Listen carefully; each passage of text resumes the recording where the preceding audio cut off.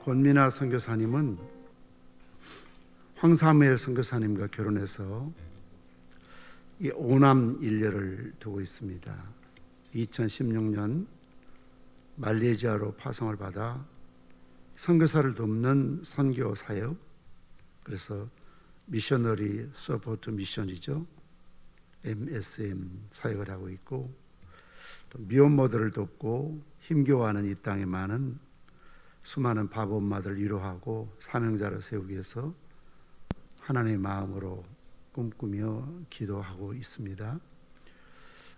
최근 바보 엄마 규장에서 나온 저자이시고 303 비전 성경 암송학교 강사로도 섬기고 있습니다.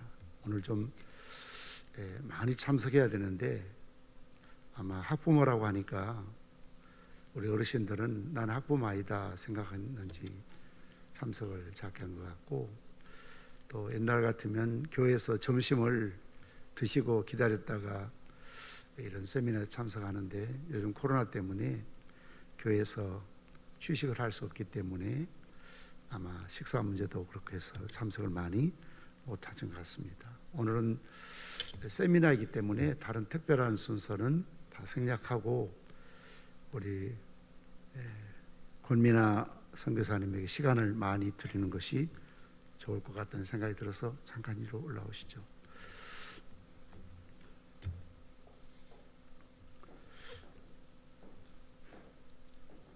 긴장하지 마시고 잘할 수 있죠? 예. 자, 우리 박수로 한번 맞이하겠습니다.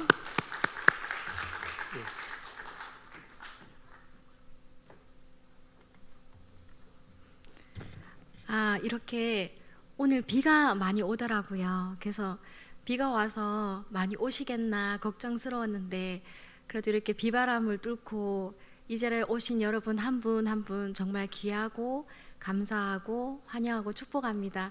특별히 제가 대학생 때는 이 자녀 양육에 별 관심이 없었는데 그 뭐 자의적이든 타의적이든 이 자리에 채워주신 대학부 우리 후배들 너무 감사하고 반갑고 귀하게 생각합니다. 제가 이렇게 강의할 자격이 있나 싶은 생각이 들었는데 부족한 저를 이렇게 강사로 세워주시고 특별히 지나가는 선교사 같은 저희 가정을 담임 목사님께서 협력 선교사로 또 후원해 주시고 생각해 주셔서 그 은혜에 깊이 감사하고 있습니다. 오늘 제가 그 신앙 전수 자녀 교육이라는 아주 거창한 제목으로 강의를 준비했는데 다른 이야기는 아니고요. 제가 참 부족함이 많은 엄마였는데 그래서 하나님 앞에 울고 또 울며 여쭈었을 때 하나님께서 제게 깨닫게 해주신 것들, 그리고 때로는 너를 통해서 전하기를 원한다는 마음으로 가슴이 터질 것처럼 저에게 부어주셨던 그 메시지들을 여러분들과 함께 나누고자 합니다. 먼저 제 소개를 간략하게 드리자면요, 저희 가족 사진 한번 보시면 포스터에서 보셨을 텐데요, 저는 7살, 8살, 9살, 11살, 13살, 15살, 저는 아이들 나이만 얘기하면 숨이 막히는데 하여튼 7살부터 15살에 이르기까지 아들 5, 딸 하나를 키우고 있는 엄마입니다. 아까 목사님께서 말씀하셨지만 저희는 2016년 말레이시아로 선교를 나갔고요. 작년에 그 코로나로 인해서 비자 문제가 해결이 되지 않고 불법 체류 기간이 길어지면서 6년차 안식년으로 한국에 귀국하게 되었습니다. 그리고 지금은 이제 다음 스텝을 위해서 준비하며 기도하고 기다리고 있는 과정이고요. 옆에 보시면 제 책이 있는데 어느 날 아이들만 그 줄줄이 계속 낳고 키우다 보니까 한 10년째 되던 때 하나님 제게 이런 마음을 주시더라고요. 책을 써라. 제가 뭐 이름 있는 사람도 아니고 아무도 저를 몰라보는데 제가 이렇게 책을 써봤자 어느 출판사에서 책을 내줄까 하는 생각이 들었지만 하나님께서 책을 쓰라 하시니까 있었던 이야기들 구구절절히 썼는데 제가 가장 은혜 많이 받았던 책들이 규장 출판사의 책들이었는데 규장에 그 투고를 한번 해봐라는 마음을 또 주셔서 겁 없이 이렇게 투고를 했는데 저처럼 이름 없는 사람의 원고가 아주 많이 들어온답니다. 나중에 들었는데 그 대표님이 이 무명 작가들의 명단을 놓고 기도하시는데 제 이름을 놓고 기도하는데 하나님께서 내가 이 내 딸을 통해서 영광을 받고 싶다 이런 마음을 주셨대요. 그래서 이름 없는 제가 이렇게 규장 출판사에서 책을 출판할 수 있게 되었습니다. 그리고 지난날 제가 아이들을 키우면서 너무 울면서 키우다 보니까 또 다른 우는 엄마들의 마음을 많이 부어주셨어요. 그 또 다른 우는 엄마들이 누굴까? 제가 생각해 보니까 가장 사회적 약자가 미혼모들이 아닌가 하는 생각이 들었습니다. 그래서 하나님께서 기적적으로 책을 출판하게 하셨고, 그래서 책의 그 저자에게 주어지는 인세를 우리 미혼모 엄마들을 좀 돕고 싶다는 마음을 부어주셔서 미혼모 엄마들한테 기부하게 되었고요. 처음에는 책이 좀 그래도 무명 작가치고는 많이 팔렸어요. 제가 4세까지 찍었는데 그 이후에는 또 이제 책이 좀 잘 안 팔리더라고요. 그래도 인세가 20만 원씩 모아질 때마다 제가 이제 연결되어 있는 미혼모 기관의 엄마들에게 그 20만 원씩 보내면서 엄마들 맛있는 거 사주는 일을 하게 되었습니다. 여러분은 어떠실지 모르겠지만 저는 아이를 키우면서 지치고 힘들 때 맛있는 거 먹으면 좀 힘이 나더라고요. 맛있는 거 먹으면 또 애를 잘 돌볼 힘이 나고 이래서 제가 이 미혼모 엄마들한테 뭐 대단한 일을 할 수 있겠습니까? 하지만 맛있는 한 끼를 선물해 주고 싶어서 그 인세가 모아질 때마다 엄마들 맛있는 거 사주는 일을 하고 있고요. 감사하게 제가 한국에 들어오고 나서 또 두 번째 책을 또 출판사에서 요청하셔서 두 번째 책 제목은 뭘까요? 혹시 바보 다음에 뭘까요? 바보 다음에 울보. 우리 애들 이러는 거예요. 어머니 두 번째 책은 무조건 울보 엄마로 쓰셔야 된다면서 그러는 거예요. 야 바보에다가 울보에다가 야 나는 뭐냐면서 이랬는데 어머니 다른 제목은 없다면서 울보 엄마. 그래서 출판사에서 대표님 만나러 가서 저희 애들이 울보 엄마를 쓰라는데 느낌 너무 좋다면서 바로 쓰시라면서 이래가지고 제가 또 울었던 이야기들을 많이 썼어요. 근데 뒤돌아보니까 저는 많이 울고 울었지만 그 눈물에 기적이 있고 열매가 있고 능력이 있는 걸 제게 하나님께서 보여주셨어요. 그 이야기들을 우리 바보 엄마들하고 좀 나누고 싶다는 마음이 들어서 또 열심히 썼어요. 5월 첫째 주에 출간 예정인데 두 번째 울보 엄마가 나오면 미혼모들을 위해 이제 기부한다 마음 생각하시고 적극적으로 홍보도 해주시고 많이 사주시고 하셨으면 좋겠습니다.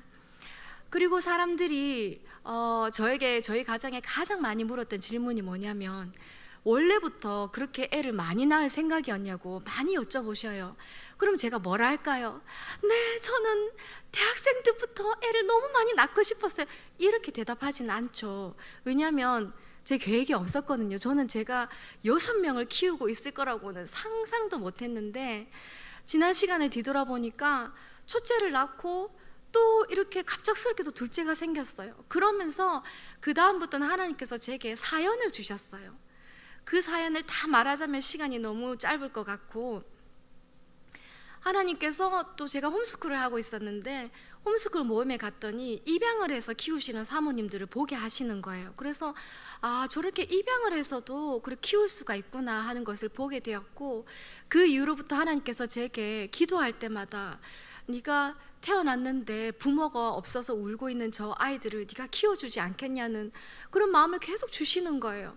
저는 입양이 뭔지 잘 알지도 못하고 제가 그렇다고 이게 영향이 될지 모르겠지만 하나님께서 제게 그런 마음을 주시니까 순종하는 마음으로 이렇게 입양을 하게 되었고 그 이후로 또 창세기를 읽고 있는데 여러분 생육하고 번성하고 땅에 충만하라 이 말씀 아시죠?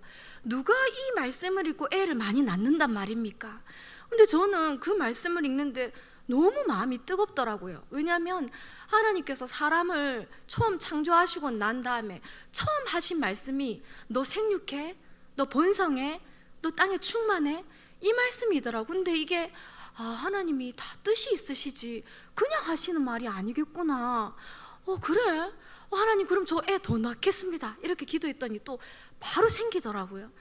그러고 나서 이제 그러고 있는데 남편이 넷째를 임신한 지 얼마 안 돼가지고 남편이 여보 우리 선교 나가기 전에 한 명만 더 입양하자고 그러는 거예요. 한 명만 더. 내가 미쳤냐고, 지금 임신해 있는데 지금. 그러니까 남편이 당신 하나 내 하나 키우면 된다 아이가, 이러는 거예요. 그래가지고 내가 막 못한다 하다가 교육을 다 받고 이렇게 하다가 막상 출산하고 다니까 너무 자신이 없더라고요. 그 기간에 선생님 저 같이는 못하겠습니다 하고 그랬는데, 넷째가 돌쯤 지나니까 그럼 제가 하나님 앞에 그 약속했던 남편의 말에 순종하고자 했던 그 마음이 또 생각나게 하시면서 기도 중에 그렇게 눈물을 많이 주시는 거예요. 이번에도 딸을 보여주시는 거예요. 그래서 이렇게 기간에 선생님한테 부탁을 드려서 또 그 넷째와 9개월 차이 나는 그 다섯째를 복음의 방주에 태우고 말레이시아로 선교 나가게 되었습니다. 거기서 그쳤으면 좋았을 텐데, 하나님께서 또 제가 제 삶의 주인이 예수님이신데 뭔가를 좀 계속 해드리고 싶은 거예요. 근데 저에게 요구하시는 것은 저를 통해서 하나님의 일꾼이 탄생되기를 원하신다는 또 그 마음을 주시는 거예요. 그래가지고 주님 제 몸을 사용하여 주옵소서. 그렇게 했더니 또 이렇게 6째가 생겨가지고 말레이시아에서 6째를 출산하게 되었습니다. 근데 막내 출산은 좀 특별했어요. 왜냐하면 임신 3개월 때 말레이시아에 갔는데, 그 말레이시아에서 출산을 준비하면서 의료진의 도움 없이 남편과 저 둘이서 집에서 애를 낳으면 어떨까 하는 생각을 주시는 거예요. 사람들이 다 죽는다고, 큰일 난다고 막 한인교회 성도님들이 말리시더라고요. 근데 기도하면 기도할수록 하나님이 놀라운 것을 보게 될 것이고, 지금까지 네가 했던 그 출산의 감격, 그 출산이 예배되는 그것들을 경험하게 될 것이라고 더 뜨거운 마음을 부어주시는 거예요. 그래서 사람들은 말렸지만 우리는 이것을 결정하고 5명의 아이를 이웃집 그 선교사님께 좀 맡기고, 너무 정신이 없을 것 같아서 남편과 저 둘이서 애를 낳았습니다. 별로 안 놀라시네. 박수 한번 쳐주셔야 되는 거 아니에요?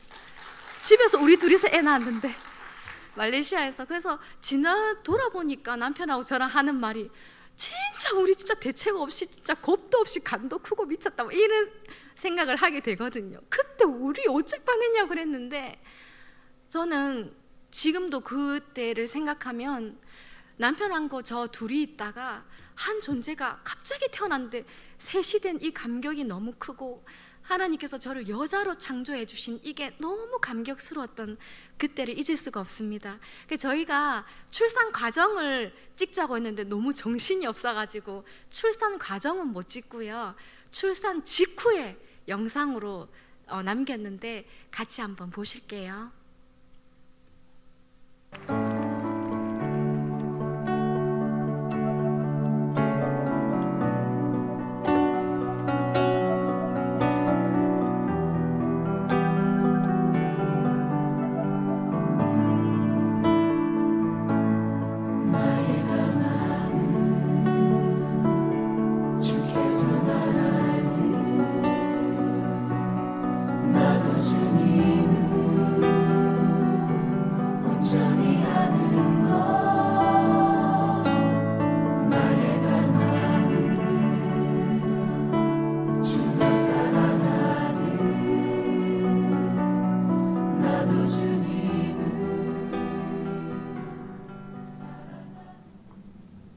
하나님께 정말 감사합니다. 그리고 함께 해준 남편에게 너무 고맙습니다. 잘 나와준 제이에게 감사하고, 나머지 5 아이들 감사합니다. 우리가 해냈다. 할렐루야. Lord, we want to know you. 주님, 우리가 주님을 알기 원합니다.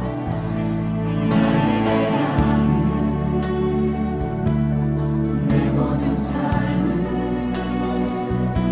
사랑의 제사로 주께 드리는 것,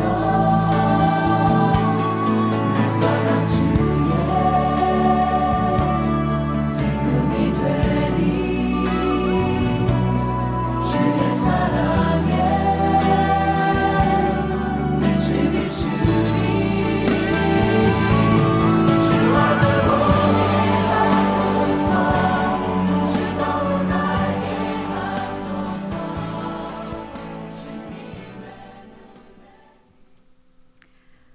이런 사연으로 이 6명의 아이들과 함께 가정을 꾸리게 되었는데요. 어느 날 제가 아이들이 일어나기 전에 그날치 읽어야 될 말씀을 읽고 있었어요. 그런데 사무엘하 5장 말씀을 읽고 있었어요. 읽고 있는데 그때 이제 다윗이 블레셋 전투에 있어서 하나님 올라갈까요 말까요, 또 싸울까요 말까요, 이렇게 다윗의 영성은 저는 이렇게 묻는 영성이라고 생각합니다. 계속 묻더라고요. 근데 그날 유달리 말씀을 읽는데 23절에 다윗이 여호와께 여쭈니 이르시되, 성령께서 이 말씀을 이렇게 성경 글자가 확 튀어져 나오는 것처럼 조명해 주신 거죠. 비춰 주신 거죠. 여쭈니 이르시되, 이 구절을 제게 보게 하시는 거예요. 그러면서 아주 단순한 그 진리를 발견했어요. 하나님께 여쭈니 이르시되, 여쭈어 보니까 말씀하시는구나.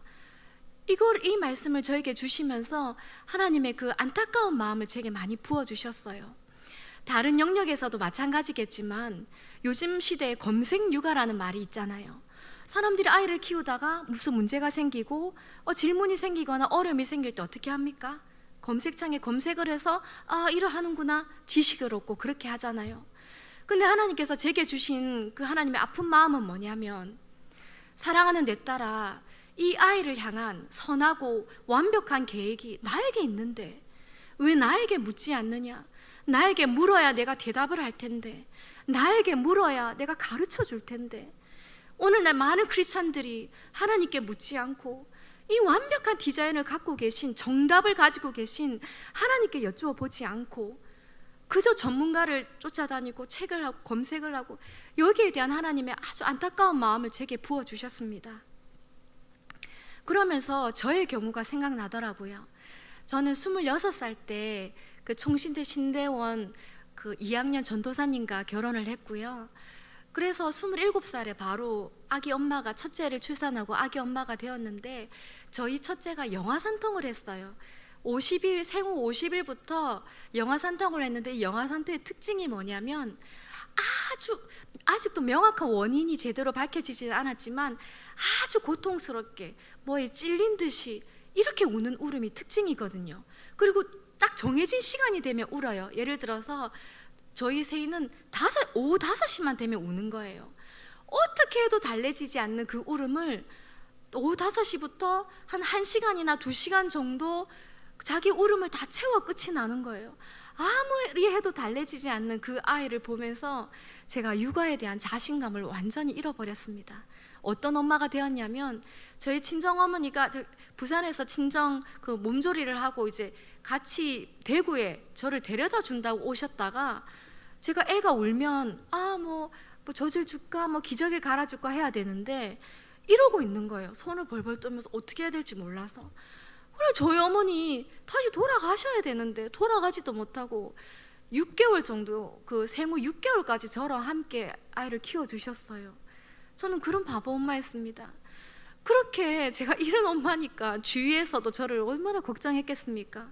이분은 이렇게 키워라, 저분은 저렇게 키워라, 이 책을 봐라, 저 책을 봐라 하는데, 제가 바보 엄마였지만 제가 알고 있는 제가 믿고 있는 딱 한 가지 답이 있었는데, 그게 뭐였냐면, 나 사람들이 이렇게 말하는 거 말고 하나님이 내게 직접 말씀하시는 거, 저 그게 듣고 싶더라고요. 그게 정답일 거라는 생각이 들었고 믿음이 있었습니다. 그래서 아이가 돌이 지났는데 점점 커가는데 낳기만 낳았지 어떻게 키워야 될지 모르는 이런 바보 모습으로 계속 살 수는 없잖아요. 이런 그 울분이 가득한 어느 금요 기도회 때, 하나님 좀 말씀해 주세요. 나 이 아이 낳긴 낳았는데 어떻게 키워야 될지 모르겠는데 하나님께서 제게 말씀해 주시지 않으면 저 오늘 이 밤에 안 내려갈 거예요. 교회에서 잘 거예요. 하나님 제게 좀 말씀해 달라고, 어떻게 키워야 되냐고 쭉 부르짖으면서 한참을 기도하는데, 하나님께서 제게 한 가지의 음성을 들려주시는 거예요. 사랑하는 내 딸아, 말씀으로 키워다오 하시는 거예요. 그러면서 그 당시에 제가 정확하게 암송하고 있지 못했지만 막연하게 알고 있었던 말씀을 하나님께서 들려주셨습니다. 같이 한번 읽어볼까요? 디모데후서 3장 15절에서 17절인데요. 같이 천천히 읽어보겠습니다. 시작. 성경을 알았나니 성경은 능히 너로 하여금 그리스도 예수 안에 있는 믿음으로 말미암아 구원에 이르는 지혜가 있게 하느니라. 모든 성경은 하나님의 감동으로 된 것으로 교훈과 책망과 바르게 함과 의로 교육하기에 유익하니 이는 하나님의 사람으로 온전하게 하며 모든 선한 일을 행할 능력을 갖추게 하려 함이라. 아멘. 하나님께서 이 말씀을 어렴풋이 알고 있는 이 말씀을 주시는데, 주님 됐어요. 전요 진짜 제 진심이었어요. 하나님, 저는 하나님이 주신 이 아이가 하나님의 사람으로 온전하게 되고 모든 선한 일을 행할 능력을 갖출 수만 있다면, 그렇게만 자라날 수 있다면 하나님 저 그것으로 충분해요. 저 이제 됐어요. 그래서 흐르는 눈물을 닦고 기쁘게 내려왔던 기억이 있습니다. 근데 제가 좀 검색에 좀 약하거든요. 뭐라고 검색해야 될지 잘 모르겠고 결과를 도출하는 능력이 좀 부족한데, 말씀, 자녀 양육 이렇게 계속 검색하기 시작했어요. 그런데 하나님께서 제게 303 비전 성경 암송학교를 알게 해주셨고요. 규장 산하에 있는 기관인데 여운학 장로님이 303 비전 한 세대 30년 3세대에 걸쳐서 말씀을 전수하자는 비전으로 세우신 건데, 엄마들에게 어떻게 말씀으로 자녀를 양육해야 될지를 훈련하고 교육하는 그런 일을 하고 계십니다. 그 유닉의 가정을 통해서 말씀 암송 자녀 양육에 말씀으로 자녀를 키우는 것에 눈을 뜨게 되었고 지금까지 그런 삶을 살고 있습니다. 그러면서 하나님께서 제게 전하기를 원하시는 말씀이 뭐냐면, 성경적 자녀 양육의 시작은 하나님께 묻는 것이다. 이 메시지를 여러분들이 기억했으면 좋겠습니다. 하나님, 혹시 여러분들 중에, 부모 여러분들 중에 여러분의 자녀를 놓고 아직 한 번도 하나님 앞에서 진지하게, 하나님, 저 이 자녀를 어떻게 키워드릴까요? 하나님, 이 자녀를 제가 어떻게 키우기를 원하십니까? 한 번도 묻지 않은 부모님들이 계시다면 하나님 앞에 묻는 것으로 시작했으면 좋겠습니다. 왜냐하면 우리가 생각한 것보다 더 놀라운 계획들을, 그 마음들을 하나님께서 부어주시고 가르쳐 주실 거라 믿습니다. 그리고 말씀으로 키워다오라고 하나님께서 제게 말씀해 주셔서 말씀으로 키우는 게 뭔지를 이렇게 보다 보니까, 제가 시간이 흘러오면서 보니까 우리가 성경적 자녀 양육하면 너무 어려워요, 너무 어려워요, 저는 못해요, 제가 뭐 말씀을 잘 모르는데요 하고 생각할 수 있는데, 제가 경험해 보니까요 그렇게 어렵지가 않더라고요. 잘 들어보세요. 자, 말씀을 가지고 할 수 있는 게 크게 4가지가 있더라고요. 성경을 가지고 할 수 있는 게, 같이 암송을 할 수 있어요. 같이 외우면 돼요. 그리고 읽으면 돼요. 읽어요, 같이. 그리고 묵상해요. 곰곰이 생각해 봐요.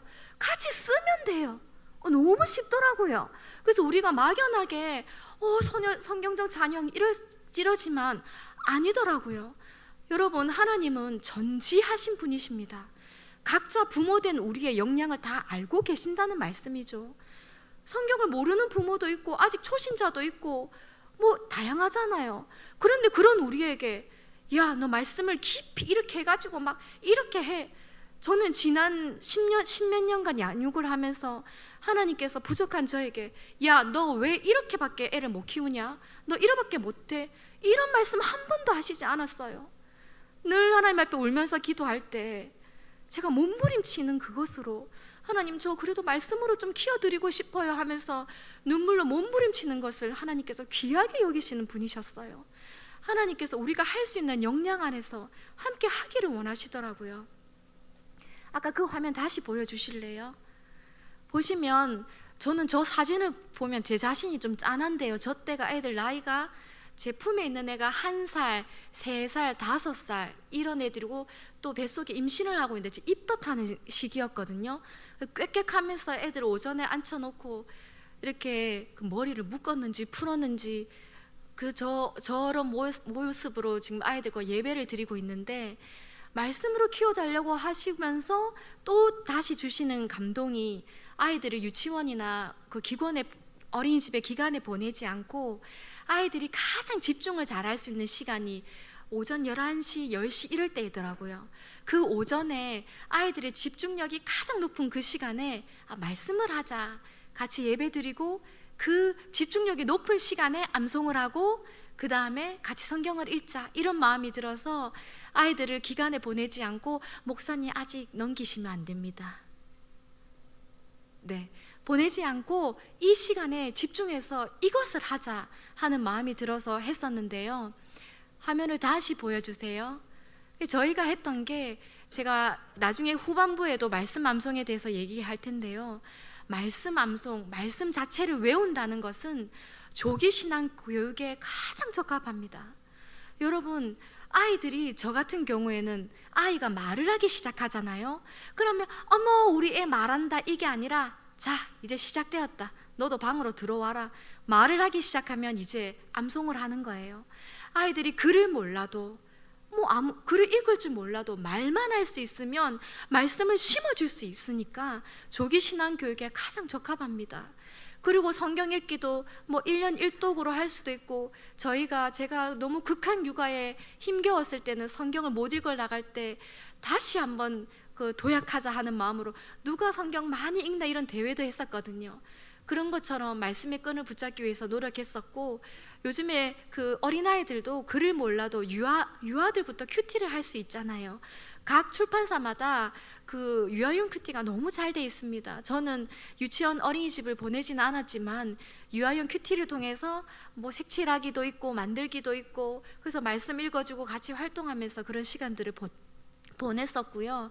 그 다음에 매일 성경 이런 큐티책도 활용하고, 저희가 말레이시아에 있을 때는 큐티책을 못 받으니까 그 통으로 있는 맥체인 성경 읽기라고 직접 그 교재를 만들어서 하기도 했었고, 그런 시간들을 보냈습니다. 성경도 암송한 말씀을 써보기도 하면서 훈련을 했었습니다. 그 다음 넘겨주시고요.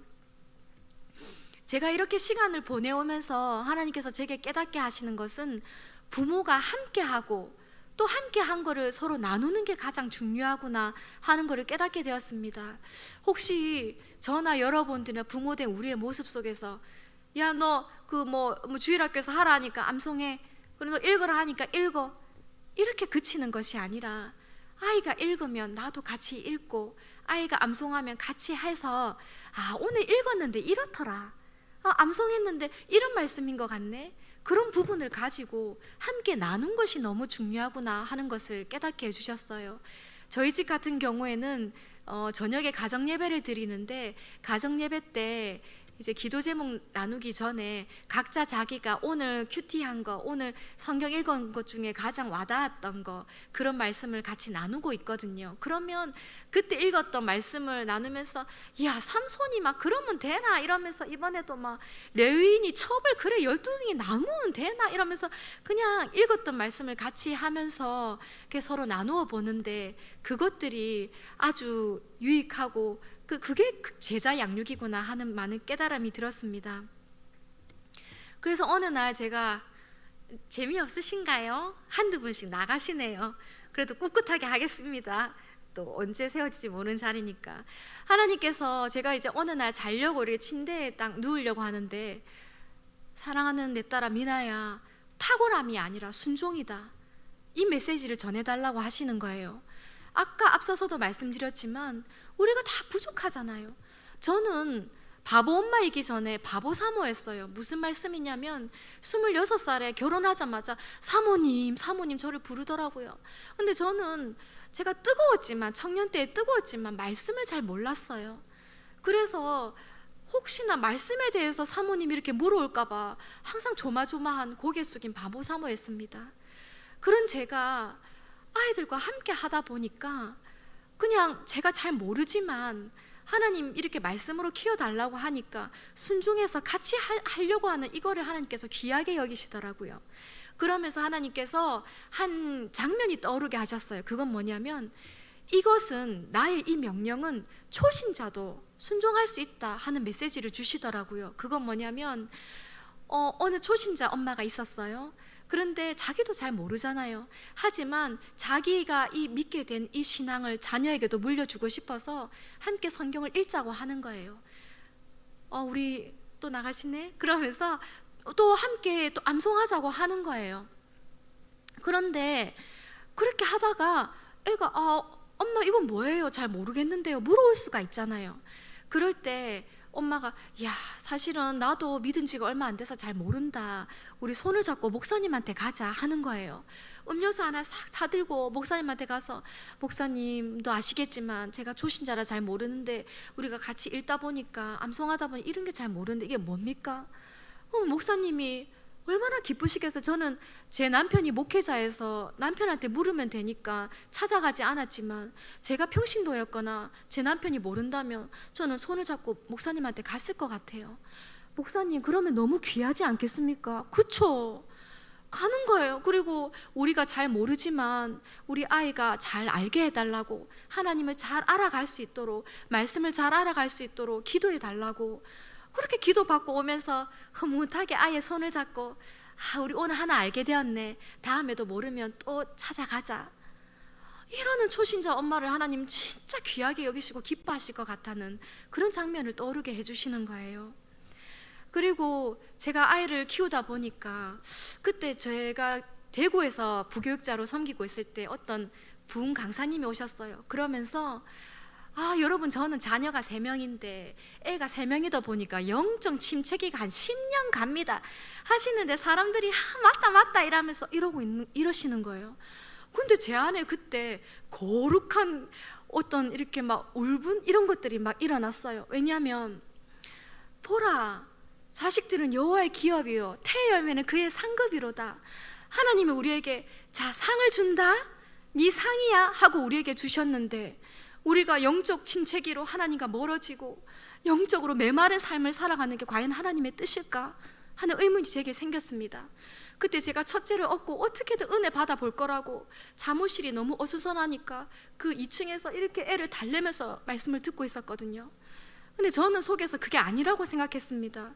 하나님께서 제게 떠오르게 하신 말씀은 시편 107편 9절, 그가 사모하는 영혼에게 만족을 주시며 줄인 영혼에게 좋은 것으로 채워주심이로다. 저도 아이를 키울 때 예배 드리고 하는 거 힘들죠. 저도 저 유리벽 잠옷실 10년 있었습니다. 하지만 그럼에도 불구하고 사모하는 자에게 만족을 주시는 하나님을 저는 신뢰했어요. 아이를 키울 때 저는 본당에서 애 없이, 애 안 보면서 예배 드리는 분이 제일 부럽더라고요. 애 없이 예배 드리면 얼마나 좋을까 막 그런 생각을 했었어요. 그래서 애 없이 처음으로 본당 예배 드릴 때 혼자 처음부터 끝까지 울었어요.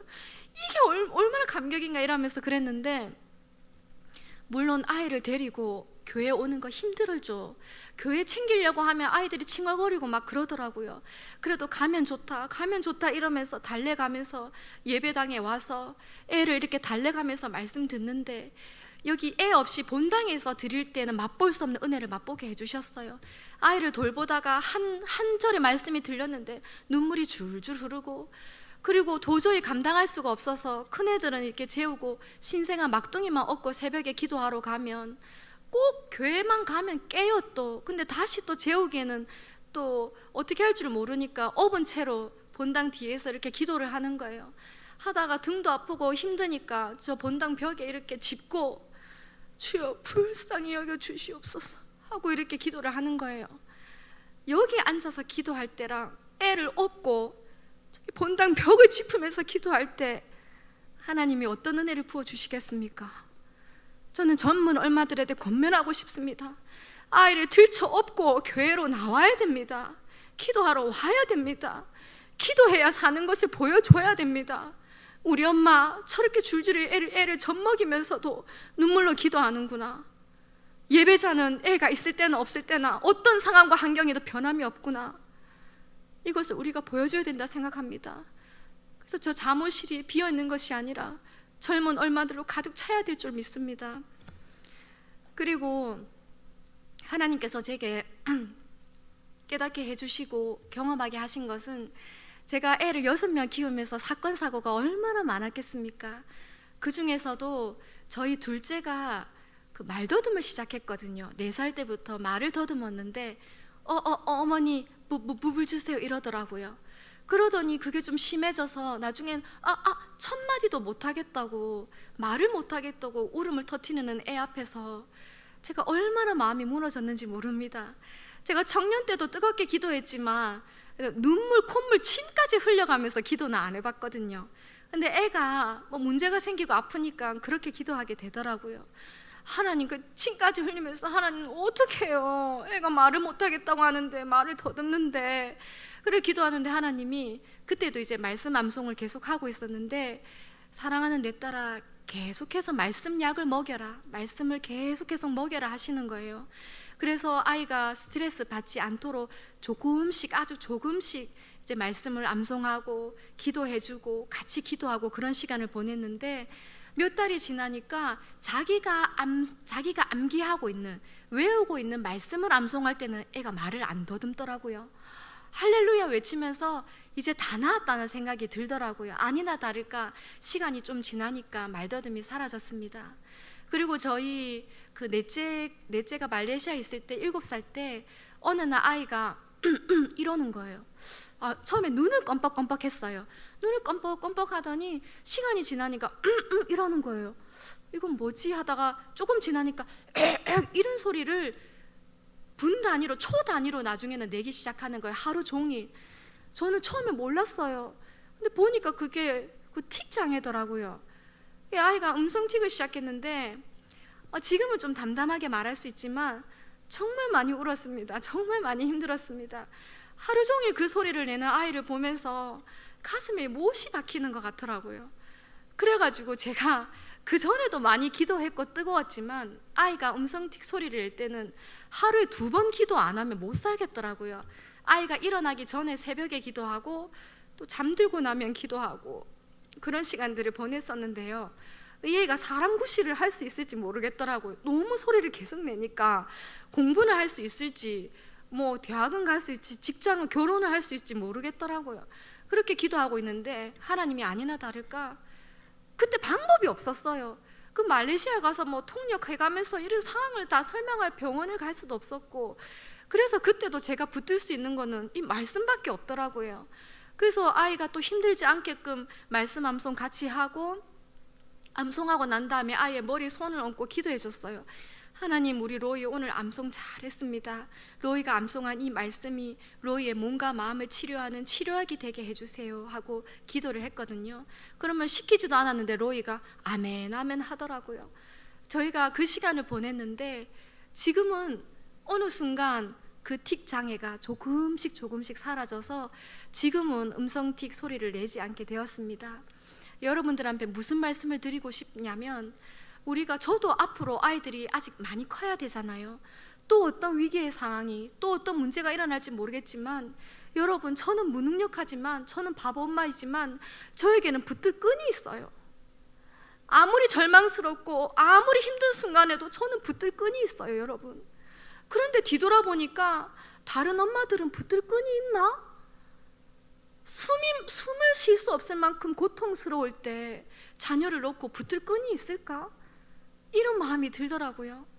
그래서 우리 모든 엄마들에게 생명줄 같이 어떤 위기의 상황에서도 붙들 말씀의 끈이 있어야 되겠다. 이 끈을 붙드십사 하고 권면하고 싶다는 마음이 들었습니다.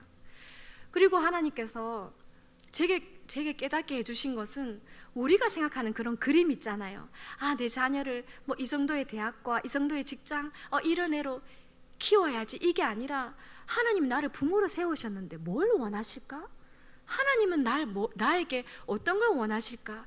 여기에 초점이 맞춰져야 된다는 생각이 들었습니다. 그래서 신명기를 읽을 때마다 저는 눈물이 날 때가 많았는데요. 제가 읽어드릴게요. 하나님이 우리에게 뭘 원하시는지를 생각하면서 한번 들어보셨으면 좋겠습니다.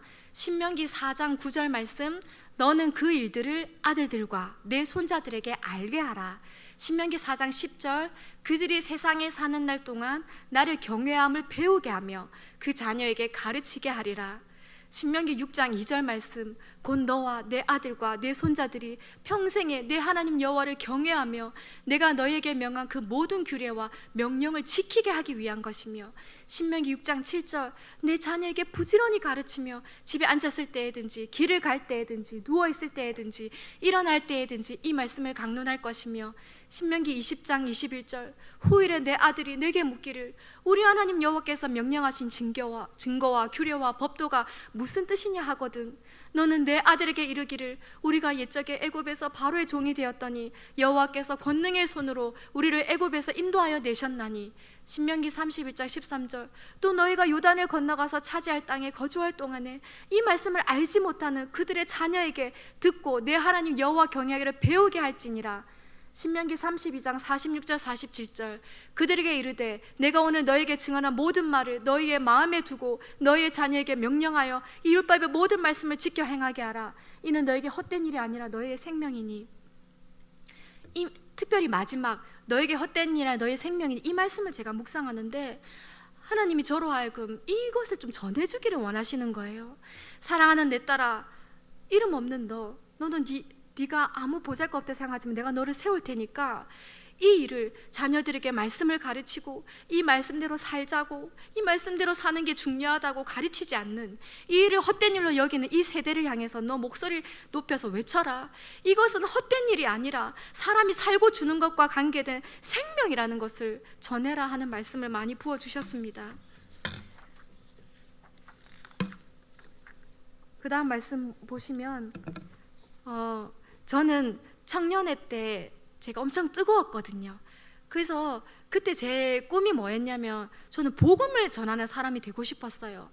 그래서 기도할 때만 되면은 막 확성기를 들고 나가서 예수 믿으세요 하고 전하는 게 제 꿈이었는데 실제로는 한 사람에게도 제대로 복음을 전하지 못하는 저를 보면서 늘 하나님 죄송하다고 눈물로 기도할 때가 많았거든요. 그런데 어느 날 하나님께서 제게 네 그 기도가 응답되었다 하는 것을 깨닫게 해주셨어요. 그건 뭐냐면 제가 배 아파 낳았든 제가 가슴으로 낳았든 제 자녀들에게는 제가 내가 이렇게 말하면 얘네들이 뭐라 생각할까 눈치 볼 것도 없이 제가 하고 싶은 대로 제가 마음껏 이 아이들에게 말을 하고 있더라고요. 그래서 네 기도가 그게 제가 엄마로 복음을 전하는 삶이었습니다.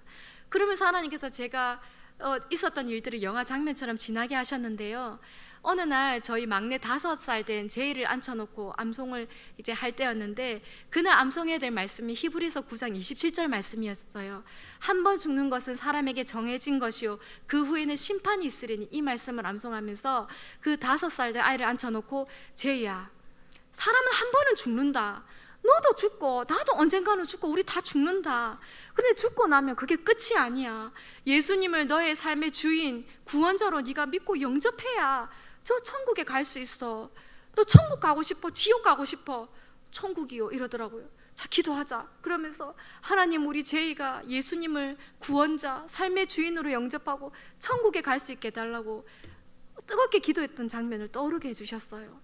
그러면서 또 막내 3명을 앉혀놓고 같이 유아용 큐티를 이제 폈는데 그날 말씀이 다시 오실 예수님에 대한 말씀이었어요. 제가 준비한 것도 아닌데 그 큐티를 같이 하면서 얘들아, 예수님은 진짜 다시 오신다. 뭐 예수님이 다시 온다고 그랬던 사람들은 진짜 예수님이 다시 오시면 어떻게 하겠어. 얘들아, 예수님은 진짜 다시 온다는 거 너 믿어야 돼. 그러면서 그리고 언제 오실지 모르니까 잘못을 했더라도 빨리 회개하고 깨끗한 모습으로 있다가 예수님을 맞이해야지. 어머니도 막 너희한테 소리 지르고 있다가 너희도 막 싸우고 있다가 예수님 오시면 어떡하겠냐고. 그러면서 그때 우리가 뜨겁게 주여 부르면서 예수님 다시 오심을 꼭 믿고 깨끗한 모습으로 기다리게 해달라고 기도했었는데요. 며칠 지나고 나서 로이가 와서 이러더라고요. 어머니, 저 오늘도 뭐 잘못한 게 있었는데 빨리 회개했어요. 어머니가 해주신 그 말씀이 생각나서 이러더라고요. 그러면서 그때 제가 깨달은 것은 아무 보잘것 없잖아요. 누가 알아주겠어요. 제가 그 애들 앉혀놓고 그렇게 말하는 거. 하지만 하나님께서는 보고 계시고 그 어린애들을 앉혀놓고 하는 엄마의 말에 성령께서 기름 부어주시고 성령께서 능력을 더해주셔서 아이들 마음에 새겨진다는 것을 깨닫게 해주셨어요. 그리고 어느 날 그 육아가 너무 지치니까 이렇게 축 늘어진 어깨로 아이들을 보고 있는데 이런 마음을 주시는 거예요. 미나야, 저 애들을 그냥 겉모습만 보지 말고 영혼으로 바라보아라. 예수님이 없으면, 예수님을 믿지 않으면 저 지옥으로 떨어질 수밖에 없는, 말씀이 없으면 어디로 가야 될지 어떻게 살아야 될지 알지 못하는 그 영혼으로 바라봐야 된다는 마음을 주시는 거예요. 그러면서 제 안에 눈물이 터졌습니다. 오늘 이 시간 여러분들께 권면드리고 싶은 것은 우리 모두의 영안을 열어주셔서 우리 자녀들의 영혼을 볼 수 있어야 돼요. 여러분들의 자녀의, 우리 자녀의 구원받을 만한 믿음이 있는지, 혹시 슬퍼하거나 외로워하거나 아니면 움츠려 있거나 힘들어하는 영혼은 없는지, 아이들의 겉모습이 아니라 그 영혼을 볼 수 있길 같이 기도했으면 좋겠습니다. 그리고 시간이 지금 많이 돼서 제가 좀 간략하게 할 텐데요, 제가 육아 그 관련된 서적을 많이 읽었지만 저는 폴 트림 목사님을 존경합니다. 그 완벽한 부모는 없다라는 책을 읽었는데, 왜냐하면 우리가 다 부모이지만 좀 부모로서 좀 부족함을 많이 느끼잖아요. 저도 거기에 대한 고민이 많고 눈물이 많았는데, 이 목사님의 글에 어떤 부분이 있냐면, 우리 하나님께서 우리에게 원하시는 것은 완벽한 성공이 아니다, 완벽한 부모가 아니다. 대신 아이를 양육하는 과정을 통해서 하나님을 의지하고 하나님을 기대하고 하나님을 사랑하고, 그래서 결국에는 하나님이 하셨다고 영광 올려드리는 삶을 원하신다. 저는 이 메시지에 아주 공감했거든요. 하나님은 나에게 이런 완벽한 모습이 아니라 아이를 키우면서 묻고 의지하고 하나님 사랑해요. 그래서 결국에는 하나님 너무 멋져요, 하나님 정말 하나님 역사하셨네요, 올려드리는 이 모습을 기뻐하시는구나 하는 것을 깨닫게 되었습니다. 그리고 어느 날 제가 아이들을 이제 데리고 말레이시아 더우니까 물놀이 한다고 이제 유모차를 끌고 가고 있었는데, 뜬금없이 하나님이 제게 속에 이런 마음을 주시는 거예요. 사랑하는 내 딸아, 너 나랑 보물찾기 하자, 이러시는 거예요. 웬 보물찾기? 그러면서 내가 내 6 자녀들 한 명 한 명에 내가 보물을 심어 놓았단다. 내가 무슨 보물을 심어 놓았는지 너 한번 찾아보렴. 그런데 그 보물을 찾을 때 내가 생각하는 그 우상은 깨트려라. 우리 사람에게 이런 거 있잖아요. 이 정도의 대학, 이 정도의 직장, 아니면 이 정도의 모습, 이런 거 제거하고 내가 심어 놓은 그 보물을 한번 찾아봐라고 하는 마음을 주시는 거예요. 근데 많이 울었어요, 이 말씀을 듣는데. 그러면서 애들을 한번 봤어요. 그 이후로부터 보물을 심어 놓았다고 하시니까 무슨 보물을 심어 두었나, 우리 조이 얘기만 하나 할게요. 우리 둘째 조이를 보니까 어느 순간 어느 날 보니까 고무 밴드를 찾더라고요. 그래서 줬더니 저 깜짝 놀랐어요. 그 말레이시아 한인교회에서 왜 주일학교에서 받은 사탕, 초콜릿 이런 거 있잖아요. 그런 거를 하나 팔면 안 되니까 2, 3개씩 이렇게 고무밴드에 묶어가지고 한국 돈으로 치면 뭐 300원, 500원, 1링기, 3링기 이렇게 진열을 해놓고 사세요 하면서 동생들하고 형한테 팔고 있더라고요. 그 장사 수완이 너무, 가격과 이 수량이 적절하게 다 웬 떡인가 해가지고 막 있는 돈 없는 돈 가져와가지고 또 다 사더라고요. 그러면서 어느 날, 그래서 와, 이 경제관념에 제가 놀랍다 하는 생각이 들었어요. 그리고 어느 날 이제 계곡에 놀러 갔는데 물고기를 잡겠대요. 그러면서 그 오후에 엄청 뜨겁거든요, 햇볕이. 그 뜨거운 햇볕에 그 1시간 동안 그 물가에 물고기를 잡겠다는 그 일념하에 그 식빵을 그 밑밥으로 줘가지고 이렇게 꼼짝을 안 하고 있는 거예요, 1시간 동안. 근데 저는 그때 그 모습, 그러면서 너무 뜨거운지 그 옷을 막 이렇게 해가지고 하려는 모습을 보면서 제가 울었어요. 왜냐면요, 저는 우리 아들의 엄마지만 그 아이에게 그런 인내심과 그런 집중력과 끈기가 있는지 몰랐거든요. 제가 늘 끝까지 하는 게 없다고 막 비난하고 정죄하고 그랬던 엄마였거든요. 근데 하나님 제게 나 보물을 심어 두었어, 너 그거 찾아봐 하시는데, 보니까 제가 엄마이지만, 제가 얘를 낳았지만 제가 모르는 하나님이 심어 놓으신 것들이 있더라고요. 그래서 저는 모든 부모들에게 우리가 관찰자, 우리가 주도하는 자녀 양육이 아니라 오늘 이후로 저와 여러분들이 무슨 보물을 심겨 두었을까? 그 보물은, 하나님의 보물은 계획은 완벽하잖아요. 그 선하신 계획을 신뢰하는 우리 모두가 되었으면 좋겠습니다. 제가 한국에 와서 제일 많이 들었던 말은, 어떤 집사님의 예만 하나 들게요. 제가 어느 모임에 갔었는데 집사님께서 사모님 하시면서 저에게 얘기를 시작하는 거예요. 차를 타고 가고 있었는데 자녀가 2명이 있는데 2명의 자녀를 다 명문대에 보내셨대요. 어릴 적 돈을 엄청 들여서 가외도 하고 명문대에 보냈고, 그리고 자녀 2명 다 수원에 있는 삼성전자, 대기업 아닙니까? 수원에 있는 삼성전자에 2 자녀 다 입사했대요. 그런데 사모님 하면서 저한테 얘기하시는 말씀이, 사모님, 아이들 너무 공부시키려고 그래 하지 마세요, 이러시는 거예요. 그러면서 자기 얘기를 해주시는데, 자녀들이 이제 직장이 수원이니까 수원으로 독립하고 난 이후로 교회를 안 나간다는 거예요. 아이들이 중고등부 때 다 임원도 했대요. 자기 잘 믿는 줄 알았대요. 그런데 독립해서 떨어져 나가고 나니까 그때부터 교회를 안 나가기 시작하더라고요. 근데 지금 자기가 할 수 있는 게 없대요. 그러면서 그 뼈아픈 그 이야기를 저한테 해주시더라고요.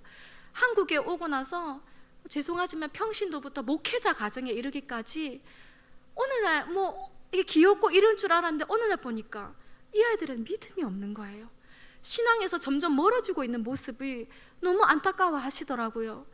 그런 얘기를 계속 많이 듣다 보니까 저도 너무 안타까웠는데, 젊은 엄마들이 꼭 들었으면 좋겠어요.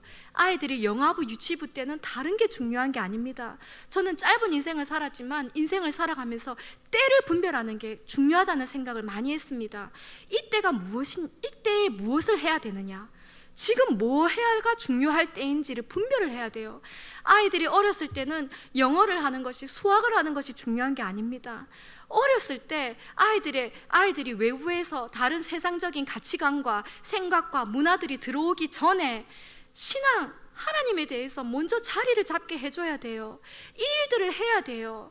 물론 유치원 갔다 온 애들이 힘들지만 어떻게든 꼬셔가지고 다독거려가지고 같이 암송도 하고 큐티도 하고 기도도 해주고 이 신앙을 심어주는 일이 가장 중요합니다. 저는 바보 엄마에서 이것밖에 할 수가 없었어요. 다른 세상적인 학문을 가르치지 못하면서 계속 낳고 입양하고를 반복해야 됐기 때문에. 하지만 저희 애들 바보가, 제가 이렇게 말씀만 가르쳤으면 우리 애들 어떻게 보면 바보가 되어야 될 수도 있잖아요. 하지만 하나님께서 그렇게 내버려 두지 않으십니다. 제가 그 8살 된 저희 첫째가, 저희가 차상위 계층일 때 그 학습 지원이 있었거든요. 그때 했는데 선생님이 오셔가지고 어머니 그 홈스쿨 하신다는데 뭘 하시냐고 묻더라고요. 저는 성경만 이렇게 해가지고 수줍게 말했는데, 어머니 너무 부러워요. 애가 너무 똑똑한데 뭐 하시는지 궁금해서 꼭 한번 여쭤보고 싶었다고 하는 거예요. 저는 그때 너무 눈물이 났습니다. 제가 다른 건 못하더라도 하나님 내게 말씀으로 키워달라 하셨지, 내가 이것만은 해야지, 계속 임신하고 막 이렇게 애 낳고 하면서 이것밖에 할 수가 없었거든요. 그런데 하나님이 삼가 말씀에 주의하는 자는 좋은 것을 얻나니 여호와를 의지하는 자는 복이 있느니라. 아멘. 말씀에 주의하고 있었더니 하나님께서 좋은 것들을 주시더라고요. 제가 그것밖에 할 수 없어서 말씀에 주의하고 있으니까 하나님께서 아이들의 두뇌를 탁월하게 해주셔서 저희 애들 바보는 아니고요, 그래도 어디 가서 그 뭐 똑똑하다는 소리 듣고 칭찬도 듣을 때가 있거든요. 그래서 저는 그런 거는 다 하나님이 만지신 흔적이라고 생각합니다. 그리고 여러분들이 요즘 어떤 선교사님이 한국에 오니까 이러시더라고요. 오늘날의 땅끝 선교지는 자녀들의 방이다, 굳게 닫혀있는 방이다, 이러시는 거예요. 여러분, 저는 좀 놀라지 마세요. 다음 세대 복음화율이 많이 잡으면 20%, 적게 잡으시는 분은 3%까지 무슨 말씀입니까? 지금 주일학교에 있는 100명 중에 97명이 떠나고 3명이 남는데요. 이거는 우리가 선교사의 사명이 아닐 수가 없습니다. 여러분, 우리가 뭐 열면 100명 전도하지 못해도 우리에게 맡겨주신 자녀만큼은 신앙 전수가 되어야 되지 않겠습니까? 이 아이들만큼 100% 우리의 다음 세대들이 신앙을 이어받아야 되지 않겠습니까? 이 일들을 우리가 심각하게 생각하고 내 자녀뿐만 아니라 전 다음 세대를 위해서 기도하면 눈물이 많이 나거든요. SNS와 스마트폰 게임에 빠져있는 아이들 보면 20대, 10대 이럴 때 어떤 시대입니까? 주와 복음을 위해 뜨겁게 기도하고 울부짖어 기도해야 될 때 아닙니까? 이런 신앙의 이런 모습을, 이렇게 야성과 같은 모습을 잃어가는 다음 세대를 보면서 너무 눈물이 많이 납니다. 그리고 우리가 이 일들에 좀 깨어 있어서 기도하는 부모들이 되었으면 좋겠습니다. 반밖에 못했는데 1시간이 지났는데 괜찮으시죠? 예, 그러면 조금 더 하겠습니다. 그리고 우리가 하다 보면 그 애들이 내 어머니 제발 말씀 암송을 시켜주십시오, 제 어머니 제발 성경을 읽고 싶습니다, 이런 애들은 아무도 없습니다. 뭐든 처음에 세워지기 전까지 우여곡절과 어려움이 많습니다. 저도 안 그랬겠어요. 한 번만 해볼까? 10번만 해볼까? 막 꼬셔 보기도 하고 막 별의별 짓을 다 해서 지금 10년 넘게 이어져 가고 있는데, 근데 저희 큰아이들을 보니까 이걸 깨달았어요. 애들이 딱 보더라고요. 여러분, 신앙적인 부분에 있어서 진심은 통합니다. 저는 그걸 깨달았어요. 우리 엄마에게 있어서 정말 신앙 전수는 포기할 수 없는 건가? 우리 엄마에게 있어서 정말 예수님은 어떤 분인가? 우리 엄마에게 있어서 정말 말씀은 절대 가치인가? 애들이 이게 잣대, 이게 저울질 하듯이 보는 것 같아요. 넘어졌다가도 또 일어나서 얘들아 하자. 또 포기했다가도 아니야 얘들아 이러는 저희 모습을 보면서 이거는 안 하면 안 되는 거구나, 이런 마음이 들었는지 어느 때부터는 그냥 해야 될 거라고 생각하고 자발적으로 하기 시작하더라고요. 그리고 자막 보시면 하다 보면 어려움이 있고 모를 때가 있고 그럴 때가 있거든요. 그런데 저는 모든 문제에 있어서 가장 완벽한 답을 내려줄 수 있는 전문가는 없다고 생각합니다. 왜냐하면 우리 아이와 저의 과거와 현재, 미래를 다 아는 전문가는 없어요. 상세히 말한다고 하지만 한계가 있지 않습니까?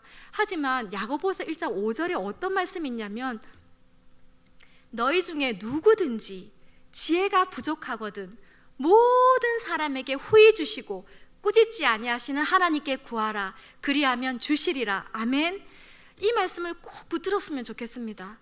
하나님, 이거 어떻게 해요? 얘가 지금 상황이 이런 어려운데 어떻게 해야 됩니까? 어떻게 돌파해야 됩니까? 이런 물음이 있을 때마다 하나님, 그런데 구하면 주시겠다고 약속하셨죠. 주님 가르쳐 주세요. 한 번 물어서 대답 안 해주시면 제가 하나님 어떻게 해요? 하는데 바로 모세가 대면했던 것처럼 저에게 바로 즉답 안 해주실 때 많거든요. 한 번 안 되면 또 2번 물어보고, 하나님 안 말해주시면 나 못한다니까요. 또 3번 물어보고.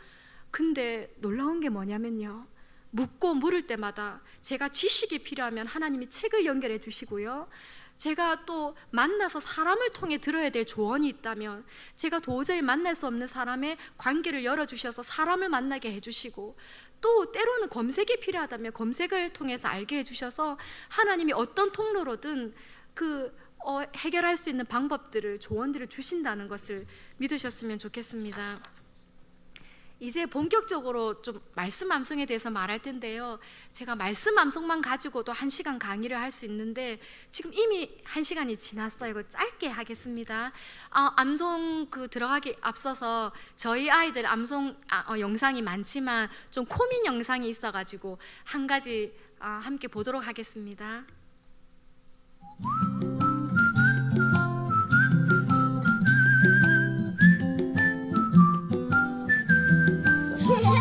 다시 한번 차렷 인사. 일계명은 뭐니? 다른 신들을 내게 두지 말라. 이계명은 뭐니? 우상을 섬기지 말라. 삼계명은 뭐니? 여호와의 이름을 망령되게 부르지 말라. 사계명은 뭐니? 안식일을 기억하여 거룩하게 지키라. 오계명은 뭐니? 내 부모를 공경하라. 육계명은 뭐니? 살인하지 말라. 칠계명은 뭐니? 간음하지 말라. 팔계명은 뭐니? 도둑질하지 말라. 구계명은 뭐니? 내 이웃에 대하여 거짓 증거하지 말라. 십계명은 뭐니? 내 이웃의 집을 탐내지 말라. 차렷.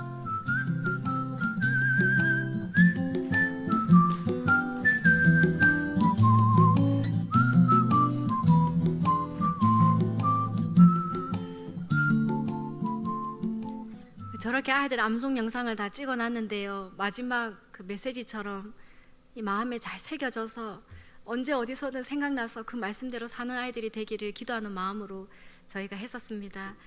그 다음 보시면 제가 그 강사로 섬기고 있는 상공산 비전 성경암송학교는 이제 규장 산하에 있다 보니까 저런 그 사용할 만한 도구들을 많이 출판해 놓으셨어요. 암송한 말씀을 쓸 수 있는 쓰기 노트도 있고요.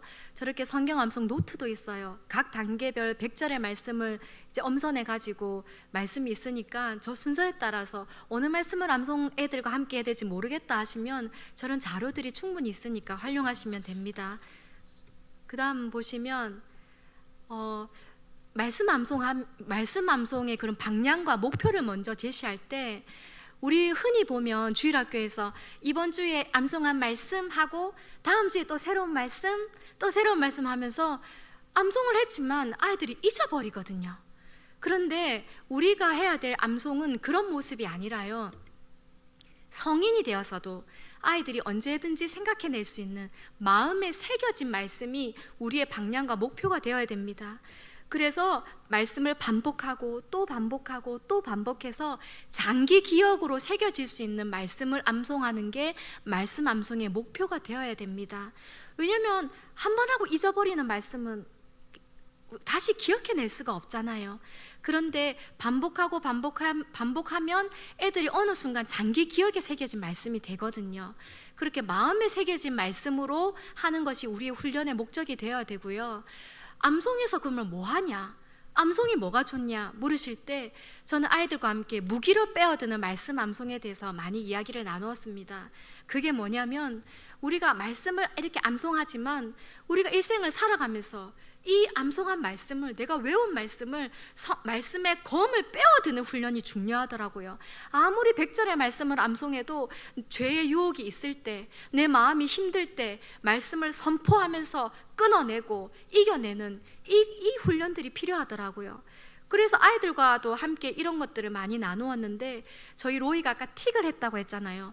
그 음성 틱을 할 때 그 음성 틱 뿐만 아니라 문제가 뭐였냐면 자기 속에서 잠깐 악한 생각이 든다는 거예요. 싸우라고 하고 때리라고 이런 마음이 든다고 해서 그때도 얼마나 눈물로 기도했는지 모르는데, 그래서 로이와 그래 막 선포했어요.